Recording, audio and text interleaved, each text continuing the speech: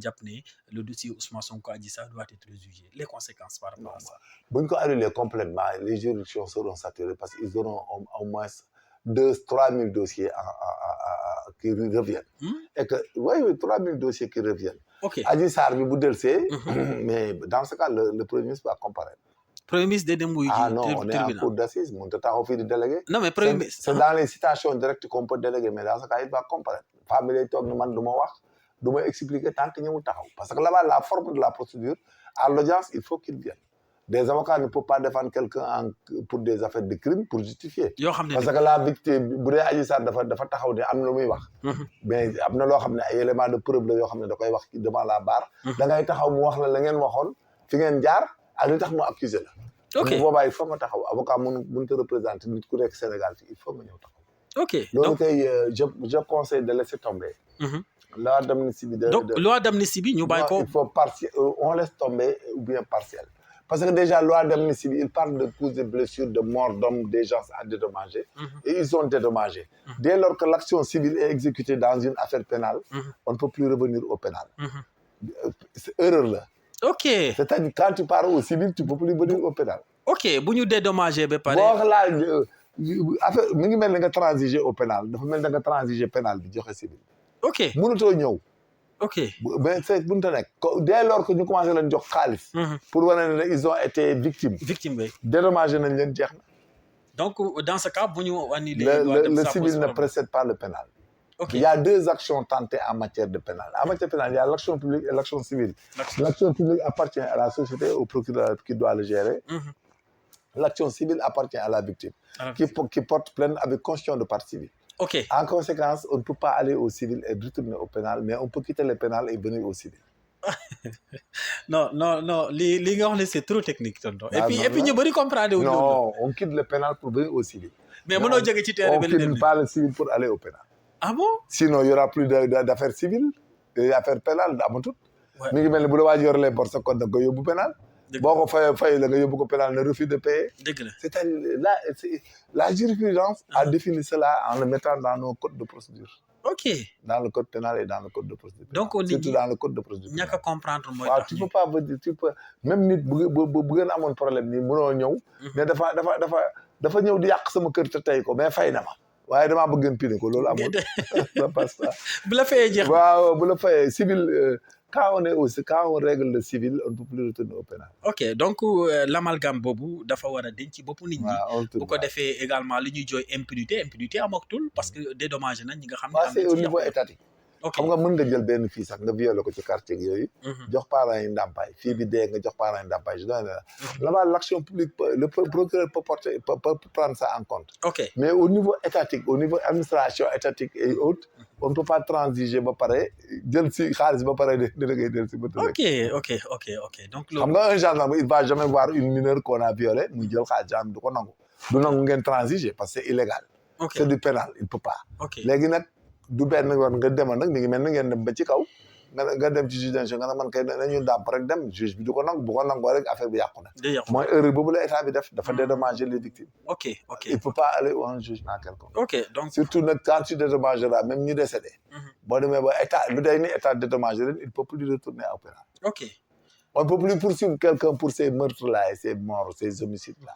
mën na poursuivre non du mën a nekk parce que c'est état mënut a def erreur boobu ba pare di poursuivre nit au pénal. oui tout à fait donc mun li gën daal tey mooy ñu. non amnistie bi dañuy toog rek def bàyyi noonu parce que ñu bari ils vont comparaître et puis. de indi beneen tool waaw y en a tant d'autres personnes yoo xam ne seen poste yi ñàkkoon sax dootuñu mën a continuer. ok et puis y a des faits yoo xam ne les magistrats ne pourront pas les gendarmes là les PV et puis le fait que le premier ministre doit comparaître aussi. Non, mais affaire Adji Sarr, il faut laisser tomber. Sinon, un jour, les avocats vont refuser que le dossier. Il faut qu'ils viennent comparaître en face à face avec Adji Sarr.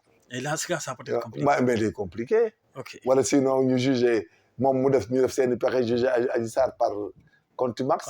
daal di koy querelle ndax moom mooy poursuivre. Adji Sarr li ko premier ministre mën a topp mooy dénonciation calomnieuse. Oui. Diffamation. Loolu la koy topp c'est-à-dire premier ministre pour mu topp Adji Sarr pour que techniquement avocat yi li ñuy wax ne du doon. donc avocat yi nañ déglu baax sax avocat Adji Sarr. waaw dañuy dem dañuy demander su amnistie bi amee. dañuy demander que l'affaire soit jugée définitivement. ok su Adji Sarr refuse de venir. ñu indi ñoom seeni grief. avocat Adji Sarr ñoom ñëw plaider. léegi nag le tribunal déclare que les accusations de Adji Sarr à l'encontre de monsieur Ousmane Sonko sont mal fondées.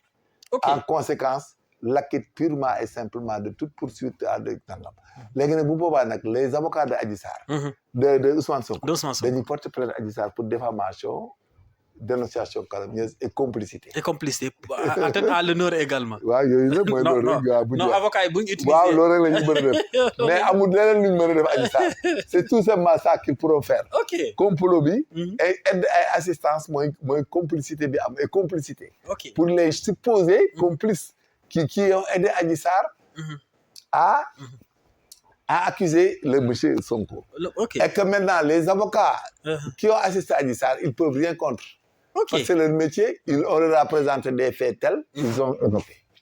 Maintenant, il faut que s'il y a des preuves quelconques avec la biologie moléculaire, mais tu vas te soumettre à l'ADN. Si vous avez un produit, vous avez un avocat, vous avez un laboratoire, vous avez un et puis, les PV, on ne sait jamais, parce que c'est un État contre un État. Oui, on ne sait jamais, il se pourrait qu'il garde des choses. Maintenant, évite que ces choses qu'il garde, même si ce n'est pas tes spermes, mais c'est ton ADN à infester. Cette histoire-là, ils peuvent t'accuser de d'âne. Ok. Ce n'est pas évident que... Il n'est pas dit que l'ADN-là, de quelqu'un, peut se trouver dans le sperme et autre chose. Parce qu'une femme, je vous donne un exemple. Pour vous dire que c'est extrêmement sensible. Par exemple, le monsieur là, il peut boire un verre d'eau là-bas. Wala gis nga pommade bi ñu ko doon laal ak yooyu. waaw femme bi mën na ko laal ci kanamam. mais ngay prélever ADN bi di ci dugg. contamination la. wax nga dëgg il faut faire très attention. non ADN bi di ci dugg l'acide désoxyribonucléique mooy ADN mooy acide désoxyribonucléique. c'est la carte d'identité génétique. ok voilà maintenant cette carte d'identité génétique. elle day contaminé. gis nga tey boo doon jël benn ADN fii. benn femme boo nekk victime de quoi que ce soit nga def ko nga ñëw fekk fa ay sperme wala trace de sang ngay jël. tu prends tout am na ñu ko laal. wala ñu ko fréquenté. des fois il faut nga yóbbaale leen parce que sinon tu vas pas les disculper il faut nga dindi seen ADN pour décès bi ngay wër. bi inconnu bi quoi mooy fugitif bi. parce que noonu la. c'est comme les empreintes digitales. Le voleur est venu ici, il a volé. Donc, les parents qui n'ont pas compris ont touché la scène de crime. La scène de crime a été infestée. Maintenant, soit tu préleves des empreintes digitales, tu prends pour tout le monde. Tu fais la discrimination, tu élimines. Maintenant, mais bu dee ñun ñi mën da ngay éliminer day am ñoo xam da ngay jël seen bos ancrage boo ko xoolee xool seen empreinte nga classé ko. xam ne kii verticille simple kii verticille double parce que comme les empreintes digitales ils ont des parties il y a la partie marginale la partie basale et la partie nucléaire. Il y a ce qu'on appelle le delta. Et maintenant tu fais le décompte de Galton et tu sors les minuties 12 au minimum. Et là tu dis la famille de l'empreinte digitale. Et là, tu démontres que cette empreinte est identique à l'autre empreinte parce qu'ils ont les mêmes munitions aux mêmes emplacements. Et ils ont le même décompte de Galton. Le décompte de Galton, c'est l'ensemble des crêpes, le nombre de crêpes coupées. Non, c'est juridique ou médical? Non, je suis police technique. Moi, je suis un technicien en identification criminelle. Ok. Je suis expert en scène de crime. Scène de crime. dama koy jàngale police technique et scientifique. ok non macha allah donc loolu am na solo donc conséquences yi mën na. non dafa garaaw. il faut jamais. non kon ñiy wax xamuñu. te ne il faut faire très attention. non mën nañ la indil biologie moléculaire fekk infesté nañ ko. Et dans ce cas-là, ça peut être compliqué. Non, ça sera très compliqué pour toi. Et puis là-bas, tu pourras de justifier. Hein. Tu auras des problèmes de justification. Okay. Et tu diras du n'importe quoi, mais la preuve scientifique est irréfutable. Ok. Parce que moi, beaucoup de gens se méfient de beaucoup de choses. Parce que nous sommes infestés. Quand tu regardes les criminels, les crimes impossibles, il y a de grands criminels qui ont l'habitude. Parfois, dans les viols et autres, ils se permettent d'aller à coiffeur ou à faire les cheveux là. De femmes bas aux cheveux, il y a ce qu'on appelle la kératine. La kératine. La kératine. Beaucoup boudé à droite du ben. Beaucoup watté day dag du and ak kératine. Mais beaucoup boudé day am kératine base bi. Il y a ben boule bu ndaw. Bobu nak bu ci andé day am ADN. OK. Salive des fois mën nañ ci jël légui ADN. Légui lepp li ñu jël ADN. léegi nag am na ñoo xam ne dañuy contaminer ADN bi ñu lay wër di ko wër léegi nag il faut que pour nga discriminer waa ji mën a seet c'est criminel il faut que tu discrimines que les 2 ADN là nga xool ñenn ñi seen emploi du temps fi nekkoon heure yi nga xam ne ñi il ne pouvait pas tuer la victime léegi nag nga xool bés bi ci des wër ko maintenant dans ces choses pareilles là tout est possible parce que il se pourrait que l'ADN les substances qu'ils ont gardées éventuellement c'est pas évident ont été contaminées soit c'est yaa ko moom wala contaminé nañ ko. Maintenant nag devant un juge tu requiers la médecine légale. La médecine légale c'est la partie de la médecine qui est mise à la disposition de la justice. Du droit. C'est ce qu'on appelle la médecine légale. Donc ça englobe beaucoup de choses la médecine légale. C'est quand vous voyez les autopsies qu'on fait. On fait les autopsies pour trouver la cause de la mort. On fait des crevés pour voir les blessures contendantes. On ouvre le corps pour voir le cœur, pour voir les intestins, pour voir tout. Et bu dee waaj dafa dee par noyade. Il faut voir si c'est post-mortem ou ante-mortem. Mooy cowboy yooyu dee woon ñaari gendarme yooyu. Xam nga am na benn bu génn il faut rechercher les diatomées. C'est-à-dire bol alimentaire bi da nga koy prélever. Soo ko prélever ak zone bi mu labee. Léegi nag boo analyser tu fais des recherches de diatomées les diatomées trouvées sur les lieux de la noyade par rapport ak diatomées yi nekk ci mooy ñoom Philibert waaw par exemple estomac bi boo ci fekkul ndoxu géej il est la mort est ante-mortem dafa dee avant ñu indi ko foofu ci deewul ci biir géej voilà léegi nag bu nekkee ci ndox mi naan léegi nag da ngay ci ngay mën a xam moom ndagam ci fi nga ko découvrir la foofu la wala feneen maintenant tu recherches les diatomées.